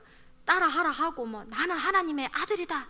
그 어떤 악한 것도 나를 괴롭힐 수 없다 이러고 막 그러면서, 로이야, 네가 그런 생각이 들 때 암송한 말씀을 검으로 빼어 들어, 알았지? 그 말씀으로 물리쳐 하고 계속 조언을 해줬어요. 그랬더니 어느 날 아이가 와서 저한테 이러더라고요. 어머니, 저 오늘도 악한 생각이 들었는데요, 시편 23편 1절 말씀을 암송하면서 이겨냈어요. 여호와는 나의 목자시니 내게 부족함이 없으리로다. 시편 23편 1절 말씀 암에 나를 괴롭히는 사단아, 예수 이름으로 떠나가라 하고 그렇게 물리쳤다 하더라고요. 그러면서 아이들 각자마다 아이들이 모르는 것 같아도 이런 간증들을 많이 들려주거든요. 어머니, 저 오늘 친구가 저 놀려가지고요 너무 화가 났었는데 로마서 8장 6절 말씀 암송했어요. 육신의 생각은 사망이요 영의 생각은 생명과 평안이니라. 로마서 8장 6절 말씀 아멘 이러니까 믿고 때리고 싶은 마음이 사라지더라면서 애들이 간증을 많이 해줘요. 그러면 늘 그런 건 아닙니다. 하지만 이런 간증들이 들려올 때마다 얼마나 감사한지 몰라요. 그리고 비단 이게 아이들뿐만 아니라 부모인 저에게도 정말 필요하더라고요. 저는 제가 이렇게 화가 많은 사람인지 몰랐어요. 저는 제가 그래도 좀 괜찮은 사람인 줄 알았는데 분노가 너무 많더라고요. 제가 이렇게 막 뜨겁게 찬양하지만 집에 가서 빽 소리 한번 지르면 또 깨갱하고 주님 또 이렇게 고개 숙여지는 게 제 모습인데, 그래서 어느 날은 그날도 화가 끝까지 이제 머리 치솟았어요. 이제 지금 뚜껑 열리기 일보 직전이에요. 그런데 이러면 안 되지 하면서 방으로 달려 들어갔어요. 그러면서 갈라디아서 2장 20절 애들과 계속 암송하고 있었던 갈라디아서 2장 20절 말씀을 암송했어요. 내가 그리스도와 함께 십자가에 못 박혔나니 그런즉 이제는 내가 사는 것이 아니요 오직 내 안에 그리스도께서 사시는 것이라. 이제 내가 육체 가운데 사는 것은 나를 사랑하사 나를 위하여 자기 자신을 버리신 하나님의 아들을 믿는 믿음 안에서 사는 것이라 선포하는데요, 나를 사랑하사 나를 위하여 자기 자신을 버리신 하는데 눈물이 팍 터지면서 정신이 돌아오더라고요. 그러면서 막 일어났던 이 분노가 안개와 같이 픽 사라지는 것들을 경험했습니다. 이 분노가 감정적인 측면을 넘어서서 영적인 부분도 있다고 저는 생각합니다. 우리를 엄마를 넘어뜨리려고 하고 가정을 넘어뜨리려고 하는 이런 영적인 측면이 있는 것 같아요. 그래서 부모의 역할을 감당함에 있어서 그리고 마음이 힘들고 어려울 때 많잖아요. 그럴 때 암송을 선포하는 거예요. 생각을 끊어내는 거예요. 이렇게 하면서 하나님께서 말씀을 통해서 얼마나 역사하시는지 부모인 저도 경험하니까 제가 앞서서 말씀드렸잖아요. 자녀를 키우는 시기는 영적 침체기가 아니라 영적 부흥기다. 이렇게 애들과 암송하는 말씀이 쌓여가고 저도 이렇게 막 물리치고 이렇게 하다 보니까 그리고 말씀으로 제가 나오지만은 말씀으로 기도하는 거 하나님 이렇게 말씀하셨잖아요. 그러면 이 말씀대로 해주세요 할 때 이 말씀대로 해줄 줄 믿어요 하고 배짱 부를 때 하나님께서 어떻게 응답해 주는지 와 하나님 정말 멋져요. 와 진짜 말씀은 능력 있고 하나님 살아계시다. 얼마나 신앙생활이 재밌어요. 활기가 넘치잖아요. 아이들 덕분에 저도 영적 부흥기를 누리고 있습니다. 그리고 아이들과 함께 말씀을 암송하고 성경을 읽어가면서 처음에는 눈에 보이지 않는 것 같지만 언제 그거를 느꼈냐면 아이들이 초등학교를 넘어가니까 이런 말을 하더라고요. 뭐 책을 읽다가 어머니 이 책은 좀 비성경적인 것 같아요. 영성을 보다가도 어머니 이거는 좀 비성경적인 것 같은데요 하고 아이들이 조금씩 분별을 하더라고요. 성경적인 것과 비성경적인 거. 그래서 저는 너무 감사하더라고요. 왜냐하면 성도에게 갖춰야 될 게 분별하는 거잖아요. 성경적인지 아닌지 정체성과 이 가치관들이 세워진다는 게 저는 너무 감사합니다. 감사했습니다. 그리고 얼마 전에 제가 애들 앞에서 내가 그때 그러지 말았어야 되는데 너무 후회된다 막 이러고 있었는데 저희 넷째 로이가 어머니 후회는 아무 쓸데없어 다만 벗겨져 사람에게 밟힐뿐이라고 했어요. 후회하지 마세요 하는데 우리 온 가족이 폭소가 터졌어요. 그게 무슨 말씀이냐? 너희는 세상의 소금이니 소금이 만이 그 맛을 잃으면 무엇으로 짜게 하리요? 후회는 애프터 나중에는 아무 쓸데없어 다만 벗겨져 그 말씀이거든요. 근데 계속 듣다 보니까 후회는 나중이 아니라 후회로 들었는가 봐요. 후회는 아무 쓸데없어 어머니 그러니까 그 아무 쓸데없어 다만 벗겨져는 거 하지만 제가 막 웃으면서도 마음으로는 눈물이 나더라고요. 왜냐하면 그렇게 암송했던 말씀이 생각에서 머릿속에서 튀어져 나오는 게 너무 감사했습니다. 그리고 아이들과 암송을 하고 나서 그 다음 마무리를 어떻게 했냐면 저는 이 강의 준비하면서 그때가 생각나서 참 눈물이 났는데 암송을 하고 나서 그 고사리 같은 손을 잡고 아이와 손을 잡고 우리 오늘 이 말씀 같이 외웠지. 그런데 외우는 것으로 그치면 안 되겠지. 우리 이 말씀대로 살 수 있게 해달라고 우리 기도하자 하고 애랑 손을 잡고 주여 부르면서 몸을 흔들면서 같이 기도했었거든요. 근데 그랬던 기억이 지금도 그렇게 하고 또 지금은 이제 그 말씀으로 기도해주는 일을 하고 있어요. 근데 그런 시간들이 저에게는 정말 행복하고 아름다운 영적인 추억이더라고요. 근데 저희가 부모로 하나님께서 축복권을 주셨지만 자녀에게 매일 기도해 주는 게 쉽지 않을 수 있잖아요. 근데 같이 암송하고 나서 그 암송한 말씀으로 축복 기도를 해주는 거예요. 예를 들어서 뭐 사랑은 오래 참고 사랑장을 암송했으며 하나님 우리 누구누구가 오래 참는 사랑을 하게 해주시고 온유한 사랑을 부어주시고 그냥 말씀에다가 살만 붙여가지고 말씀으로 아이에게 기도해 줄 수 있는 것은 이건 대단한 특권이라고 생각합니다. 그리고 데살로니가전서 2장 13절에 말씀이 있지만 이 말씀이 너희 믿는 자 가운데서 역사하느니라. 제가 애한테 말씀을 먹였고 심겼지만 이 말씀이 역사하는 것은 하나님의 영역이라고 생각했어요. 그래서 아이들을 위해서 기도해 줄 때마다 하나님 암송한 말씀이 역사하는 속에서 역사하는 능력 있는 말씀이 되게 해달라고 많이 기도를 했었습니다. 이제 마지막으로 가정 예배에 대한 부분만 말씀드리고 마치려고 합니다. 우리가 흔히 가정 예배라고 하면 우리 남자분들 또 부모분들이 말씀 설교가 너무 힘들고 이렇게 부담을 가질 수가 있잖아요. 근데 제가 303 비전 성경 암송 학교에서 훈련받은 것은 말씀 암송 가정 예배였어요. 설교가 아니라 어린아이부터 다 참석할 수 있도록 같이 암송한 말씀을 선포하는 거예요. 그리고 그 시간에 같이 새로운 말씀을 암송해 보는 거예요. 어린아이도 다 할 수 있어요. 그래서 자녀도 기쁘게 함께 할 수 있는 가정 예배입니다. 그러니까 설교 대신에 말씀을 그냥 암송하는 거 이 자체로 하면 되니까 자녀들도, 그리고 여러분 아이들이 예배를 인도 못할 것 같지요? 아니요. 시간이 조금만 지나면 아이들도 인도를 너무 잘합니다. 그걸 너무 기뻐하고요. 저희도 위에 큰아이들부터 아이들이 돌아가면서 예배를 인도하고 있거든요. 저희 가정예배 순서를 간략하게 말씀드리면, 여러분 기본 토대는 이거예요. 찬양을 부르고 예배를 위해서 기도하고요, 그 다음에 같이 말씀 암송해 볼 수도 있고, 암송한 말씀을 선포할 수도 있고, 그러고 나서는 같이 기도하고, 그 기도 제목을 저희는 암송하고 난 다음에 각자 오늘 읽었던 말씀 은혜 받은 걸 나누고, 각자 감사 제목, 기도 제목을 나눠요. 돌아가면서 나누다 보면 뭐 이전에 있었던 이야기까지 나오면 또 한참 이야기가 터져가지고 막 웃다가 정신 없을 때도 있거든요. 그런데 저희 첫째가 이제 올해 중2인데 우리 예배는 무슨 가족 모임 같다면서 막 그런 말을 하더라고요. 너무 시끌벅적할 때가 있으니까 이 이야기를 하다 보면, 그래도 저는 그게 너무 행복하다고 생각합니다. 그래서 서로 각자 기도 제목 나누고 하면서 가정의 기도 제목을 같이 나누는 거예요. 제가 뒤에도 언급했지만, 이게 가정 예배가 제가 10년 넘게 들여다보니까 뭐가 중요하냐면, 살아계신 하나님을 아이들에게 보여줄 수 있겠더라고요. 왜냐하면 가정에 저뿐만 아니라 문제들이 있고 기도의 제목들이 있잖아요. 이거를 가족들이 함께 기도하는 거예요. 지금 우리 가정에 뭐 경제적으로 아니면 뭐 육체적으로 이런 기도 제목들이 있다, 같이 기도하자, 주여 부르고 기도했는데 하나님 어떻게 응답하시는지 같이 보는 거예요. 아이들이 와, 하나님이 이렇게 응답하시네, 때로는 노구나, 저희가 비자를 위해서 1년 넘게 기도했지만 하나님 한국으로 가라 하실 수도 있구나, 노라고 응답해 주신 것들을 경험할 수도 있고, 때로는 기적처럼 하나님께서 이루어 주시는 것들을 경험할 수 있고, 그래서 저는 살아계신 하나님을 보여줄 수 있는 신앙 전수의 핵심은 가정 예배라고 생각합니다. 그리고 저희가 로이가 틱을 할 때도, 저희가 가정 예배 때 로이가 잠들었을 때 다 같이 울면서 기도했었거든요. 그런 것들은 돈으로 살 수 없는 귀한 추억이라고 생각합니다.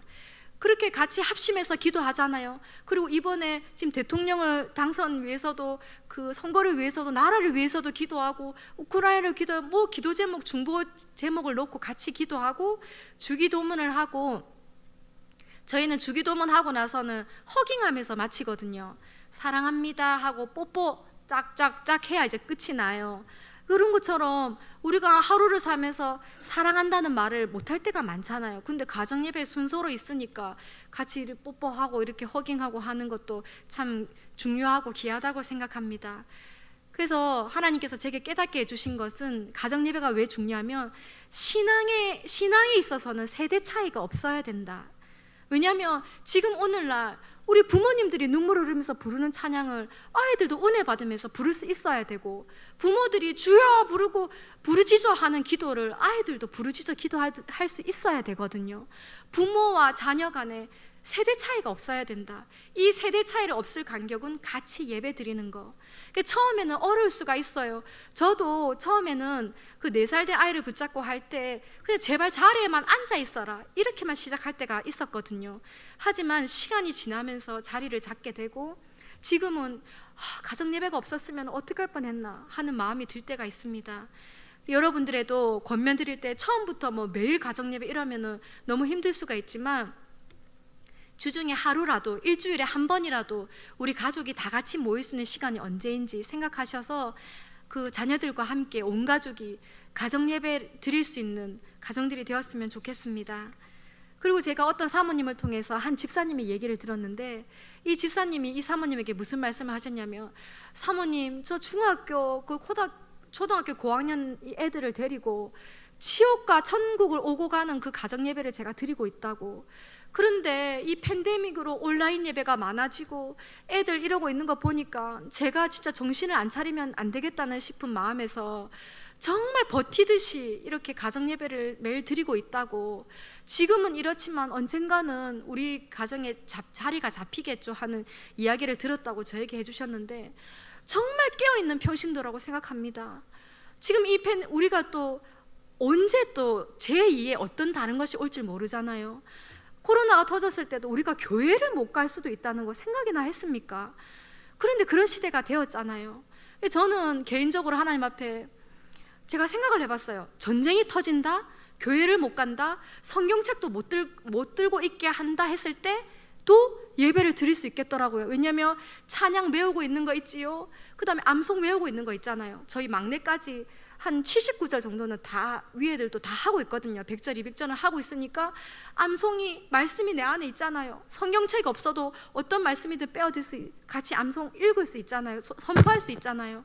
그래서 하나님, 전쟁 나고 교회 못 가고 성경책 내한테 다 뺏어가도 우리 가정 예배 드릴 수 있어요 하면서 눈물이 나더라고요. 그러니까 여러분들이 마지막 시대에는 가정에 예배를 세우셔야 됩니다. 여러분, 일들을 뒤로 할 것이 아니라, 저는 오늘 기도했어요. 한 가정이라도 사명자로 세워질 수 있게 해달라고 간절히 기도했거든요. 그래서 깨어나셔서 시작하셨으면 좋겠습니다. 뭐든 시작하는 게 중요한 것 같아요. 안 되는 것 같아도 탁월한 비법 없어요. 하다 보면 자리가 잡고 하나님의 은혜에 감격하게 되는 날들이 반드시 올 줄 믿습니다. 이제 마지막으로요, 저 그림 보이시나요? 저 사진이 금요철야 예배 마치고 여섯째 출산하고 나서 첫 금요 기도에 갔을 때인데요. 1살, 2살, 3살, 5살, 7살, 9살 애들 키울 때였어요. 정말 너무 힘들었어요. 1살, 2살, 3살, 연년생 3명의 위 애들도 다 어리지요. 전날도 많이 울었습니다. 많이 울어가지고 그 기념으로 좀 남겨야 되겠다는 생각이 들어서 현지인한테 사진을 좀 찍어달라고 했었는데, 제가 어느 날 하나님께 이렇게 여쭸어요. 하나님, 제가 뭐 애를 잘 키우는 것도 아니고 이렇게 모르는 것도 많고 무능력하고 한데 왜 저한테 이렇게 6명을 맡기시고, 제가 뭐 배로 낳는 것도 모질라서 어떻게 또 가슴으로 품게 하시고 어떻게 저한테 이렇게 맡기셨어요 하니까 하나님께서 제 마음에 이런 마음을 주시는 거예요.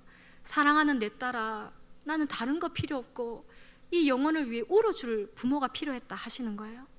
하나님 우리에게 원하시는 것은 이 아이를 위해서, 맡겨준 자녀를 위해서 눈물로 기도할, 울어줄 부모가 필요하시다고 하시는 거예요. 그러면서 저의 그 앞에 나를 생각해 보니까 진짜 눈물 콧물 흘러가면서 아이들마다 문제 있을 때마다 기도를 쌓았고 기도를 했던 그 모습을 하나님이 많이 떠올려 주셨어요. 그러면서 오늘 이 시간 여러분들에게도 자녀를 위해서 얼마나 많이 우셨습니까?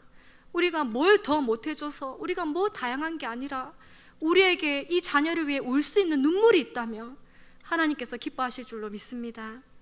마지막 말씀을 드리자면, 제가 어느 날 이 6명을 키우는데 아이들마다 다 문제가 있는 것 같고 제가 뭘 어떻게 해야 될지 모르겠더라고요. 근데 역대하 20장 말씀이 생각났어요. 여호사밧 왕의 기도인데요, 모압 연합군이 막 쳐들어왔어요. 그럼 그렇게 쳐들어오고 있는데 이 왕의 한 기도예요. 우리가 대적할 능력이 없고 어떻게 할 줄도 알지 못하고 오직 주만 바라보나이다, 이렇게 기도했어요. 근데 하나님 이 기도를 엄청 기뻐하셨어요. 왜냐하면 그 모압, 암몬, 세일산 주민들이 쳐들어왔는데요, 모압, 암몬이 힘을 합쳐서 세일산 주민들을 뭐라네요? 같은 연합군인데 나중에는 모압과 암몬이 저끼리 싸우고 다 이래가지고 자기들끼리 싸우고 진멸하게 되는 전쟁이 되게 하셨어요. 싸울 것이 없는 전쟁이 되게 하셨어요. 이거를 읽으면서 너무 눈물이 많이 났어요. 그러면서 저도 하나님 앞에, 하나님 저 어떻게 해야 될지 모르겠어요. 어떻게 해야 될 줄을 알지 못하고 오직 주만 바라보나이다 하고 큰 방에서 혼자 울면서 기도했었는데, 오늘 여러분 제가 이렇게 많은 말씀을 드렸지만 때로는 뭘 어떻게 해야 될지 모를 때가 있잖아요. 그럴 때 이 마지막 기도가 여러분에 남았으면 좋겠습니다. 하나님 이 기도를 너무 기뻐하셔요. 하나님 나 어떻게 해야 될지 모르겠어요. 오직 주만 바라보나이다. 이렇게 기도하는 자에게 하나님께서 시작할 마음을 주시고 사람을 붙여주시고 행하게 하실 줄로 믿습니다.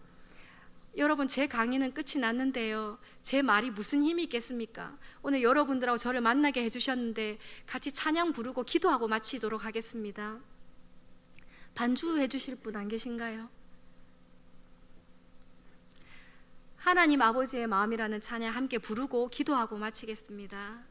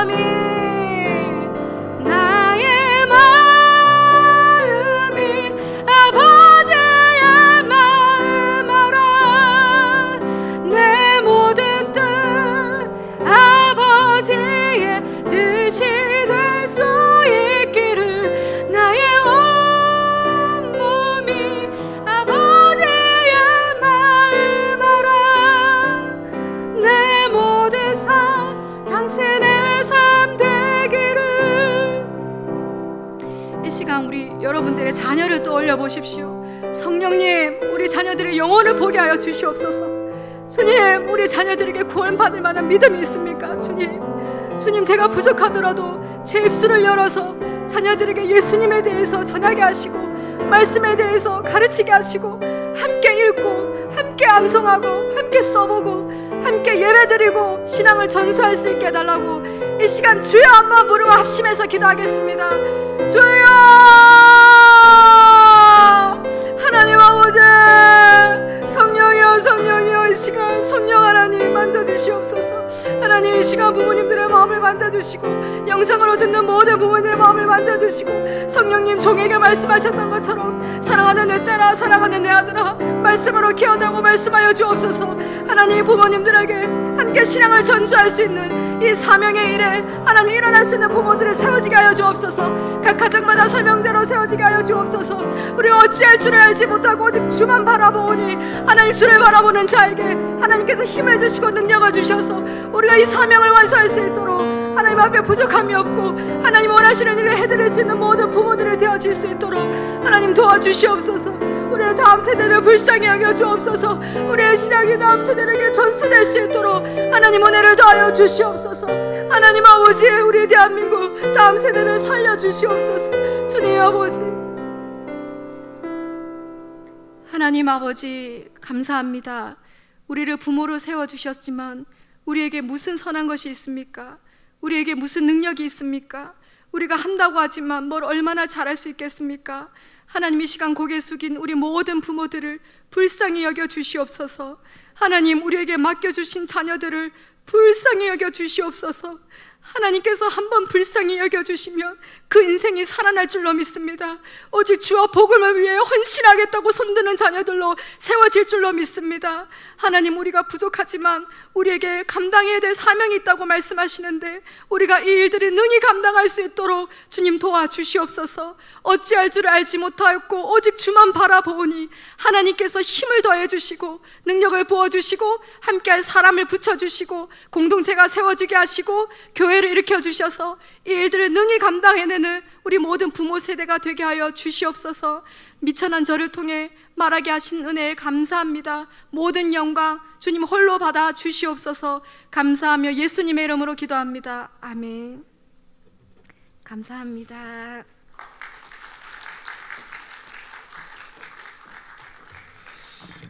예, 좀 많은 부모님들이 함께 이 세미나에 참석했으면 더 좋았겠다는 그런 아쉬움이 있습니다. 이스라엘이 2000년 동안 나라 없는 서름 속에 온 세계 흩어져 있었지만 1948년 2000년 동안 흩어진 그들이 시온의 줌을 통해서 예루살렘에 다시 모였을 때 놀라운 사실은 그들은 미국이나 프랑스나 이태리나 여러 나라 흩어져 있었지만 그들이 사용했던 모국어를 잃어버리지 않았다는 것이죠. 그리고 2000년 전에 그들의 조상의 신앙을 그대로 전수할 수가 있었다고 합니다. 소위 세대 차이가 없었다는 것이죠. 이건 뭘 말해주는가 하면 하나님이 가정을 만드시고 또 회당을 만들어 주셔서 회당 중심, 가정 중심의 교육이 오랜 세월이 지나도 다음 세대로 이어져서 말이 2000년이죠. 우리는 200년만 한국을 떠나 있어도 한국말 잊어버린 부모들이 참 많이 있습니다. 이런 것들을 보면 가정에서 신앙교육이 얼마나 중요한 것인가를 우리는 다시 한번 깨닫게 됩니다. 우리 권민아 선교사님 강의를 들으면서 제가 이런 생각했습니다. 35년 전에 올평에서 교회를 개척할 때 집이 교회고 교회가 집이었거든요. 그러니까 그때 우일이 기쁨이 어릴 적인데 같이 예배드리고 신방도 어떤 데 같이 가고 기도도 같이 하고 또 주보도 하는 일을, 교회 봉사하는 일을 주일날 그 애들이 전부 다 이런 일들을 다 함께 도와주고 협력했던 그런 것들이 그들 믿음을 자라게 하는 일에 참 중요한 요소였구나, 이런 생각이죠. 지금처럼 교회가 따로 있고 사택이 따로 있었다면 그런 믿음을 가질 수 있었을까 하는 생각을 가져봅니다. 코로나 팬데믹으로 우리 총회 다음 세대 운동본부에서도 지금 고민하고 있는 것 가운데 하나가 지금 주일학교가 없는 교회들이 많고 주일학교가 무너진 곳들이 참 많이 있습니다. 그렇다면 어떻게 해야 될 것인가? 부모밖에 없다는 것입니다. 아버지가, 어머니가 신앙의 전수자가 되어야 한다는 것이죠. 그래서 우리 고민아 선교사님 6명의 자녀들 마치 가정이 아니고 늘 365일 주일학교, 365일 예배, 기도의 그런 현장들을 우리가 볼 수 있었습니다. 기대가 됩니다. 이제 우리 선교사님의 자녀들이 앞으로 10년, 20년 후에 어떤 아름답고 멋진 모습으로 정말 또 다른 간증들이 있지 않을까 하는 것을 생각을 가져봅니다. 오늘 우리 청년들은, 학생들은 결혼 예비학교에 왔다고 생각하면 됩니다. 어떻게 들어왔다가 도중에 나가버린 애들이 많이 있는데 자기가 엄마가 아니고 아빠가 아니니까 상관이 없다, 아마 그렇게 생각할지 모르지만 사실 이런 것들을 청년의 때에 듣고 대학 때 들어서 나도 나중에 시집가고 장가가서 멋진 신앙의 가정을 이루어야 되겠다는 그런 도전들을 가졌으면 좋겠다는 생각이 듭니다. 오늘 이렇게 멋지고 또 우리의 실제적인 삶 속에 중요한 강의해 주신 우리 권민아 선교사님 박수 한번 하겠습니다. 예, 지금은 이제 바보 엄마 책이 좀 뒤에 비치되어 있는데요. 뭐 선물로도 좋은 하나의 책이 될 것 같고 또 5월 달이면 울보 엄마 책도 나온다고 하니까 한번 여러분들이 관심 있게 잘 보시기를 바랍니다.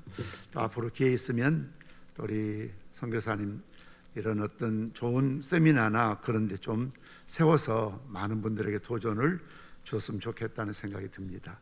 제가 기도하고 마치겠습니다. 아버지 하나님, 이스라엘 백성들은 쇠마 교육을 통해서 가정이 세워지고 회당이 살아나고 나라 민족이 없어지지 아니하고 멸절되지 아니하고 살아남을 수 있었던 것처럼 어느 때보다 어려운 시대를 살고 있는 저희들 가정에서 신앙교육을 통해서 무엇보다도 아버지가 어머니가 훌륭한 신앙의 전수자요 무엇보다도 좋은 모델이 되어서 우리 후손들과 자손들에게 선한 영향을 끼칠 수 있도록 은혜를 베풀어 주시기로 원합니다. 또 우리 평산교회 영아 유치부, 유초등부, 중고등부, 청년대학부 또한 하나님 사랑하셔서 훌륭한 멋진 다음 세대들을 이어갈 수 있도록 은혜를 베푸시고 이 일에 협력하며 수고하며 가르치는 지도부장, 총무 모든 교사들에게 남다른 열정과 사명을 허락하여 주시옵소서. 우리 황사멜 사모님과 권민아 또 황사멜 선교사님과 권민아 사모님 더욱 하나님 붙잡아 주시고 6 자녀들이 디모데처럼 한나처럼 에스더처럼 역사 속에 위대한 인물들로 잘 양육받게 도와 주시기를 원합니다. 사무엘이 평생에 사는 동안 그의 말이 땅에 떨어지지 않는 권세 있는 자가 되었던 것처럼 어릴 적부터 말씀으로 기도로 양육받는 자녀들이 하나님의 권위를, 하나님의 능력을 선포하며 다양한 분야에서 다양한 사역들을 잘 감당할 수 있도록 은혜를 베풀어 주시옵소서. 오늘도 이 자리에 함께한 모든 우리 평산의 가족들, 우리 청년대학부 그리고 교사들, 부모님들 위해 주님 늘 강건함을 주시고 가정 신앙교육을 다음 세대에 잘 전수할 수 있는 멋지고 훌륭한 부모 세대가 되게 도와 주시옵소서. 예수님의 이름으로 기도드리옵나이다. 아멘. 예수가